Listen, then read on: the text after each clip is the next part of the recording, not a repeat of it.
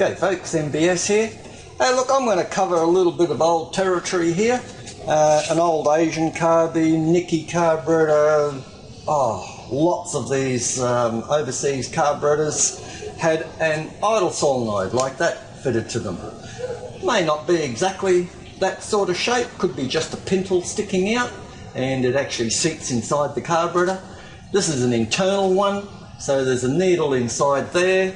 There's a hole in there that it blocks off and shuts the fuel off to your carburetor so that the engine doesn't keep running on.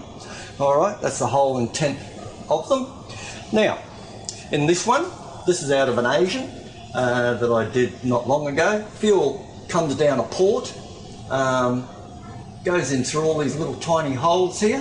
When this is de-energized, the fuel cannot go through that little tiny hole at the end, so it can't get into the idle circuit of the carburetor and feed more fuel in to keep it idling. When these fail, the engine doesn't idle, okay? You'll have to take the engine RPM up to about 1200 RPM for it to stay running. Anything below that will just cut out. Alright, usually the fault of this thing or a blocked idle jet, that's possible too. So you need to take that off your carburetor.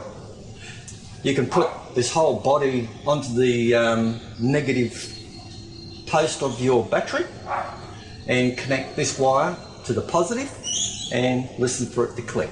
Alright, if it clicks, it's working, so it's not your problem. You could have a blocked idle jet if it's not idling. If you have a 2-wire solenoid, do not short the body to the negative terminal of the battery.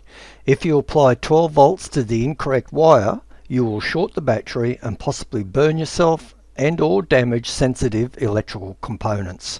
Instead, earth one of the wires, then supply voltage to the other wire. If it does not click, reverse your wires and try again.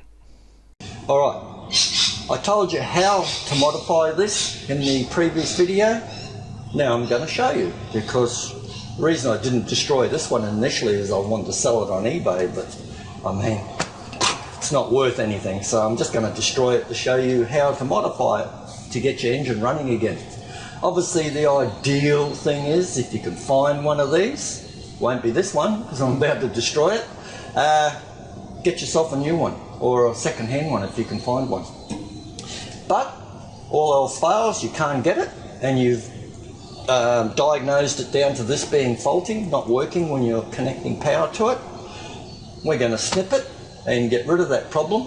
However, as I said in the other video, if you take this out of the circuit and cut it and allow fuel to pass through all the time, make sure it's idling at the correct speed or a little bit lower.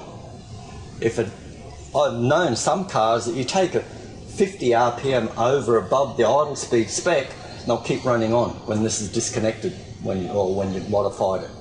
So there's a possibility your engine could run on. If it does, you definitely have to get one of these, or just keep idling it down if you can, if it still runs smoothly, and readjust your mixture screw as well, because as you close the throttle to lower the idle speed, you'll also affect your mixture strength. So I'm going to put this in the vise and I'm going to snip it, and that's all you have to do. Alright, grab whatever takes your fancy. Pair of pliers, side cutters, hacksaw, bolt cutter, whatever, to cut this brass insert off. Try our side cutters first, see if your cutters are strong enough, and we're just going to snip that. Okay, that worked a treat. Beautiful. Easy as.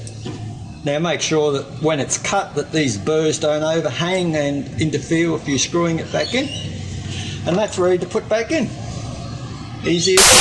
So there you go, nothing to it. Easy snip.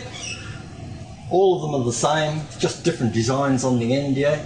Alright, so that's the easiest way to fix it. Look, another way you could probably get away with is just take the O-ring off that little brass tip. That O-ring actually seals that tube in place. So if you remove the O-ring, there's a good chance it might idle again. There might be enough clearance there for the fuel to pass around that tube. And I mean, it doesn't matter. If this is stuffed, it's stuffed. easiest just to snip it, yeah? Rather than stuff around, take the O-ring off, put it in, find out it's still not getting enough fuel, then you take it out and you snip it. All right, that's the quick fix, not the right fix, all right? The right fix is to replace it, but if you can't find it because the car's too old, no one's wrecking them anymore, do this mod. That'll get you out of trouble for the time being, until one day you might come across one somewhere and grab it. Okay, hope that was helpful for you guys. Remember though that it still could be your idle jet, so make sure this works. It should say make sure it doesn't work to begin with before you go snipping it. You don't want to be snipping a good solenoid, whacking it back in, then find out it still doesn't idle because the idle jet's blocked. All right. So check this first, lay it across your battery and test it, hear it for it to click. All right, don't click, it's stuck.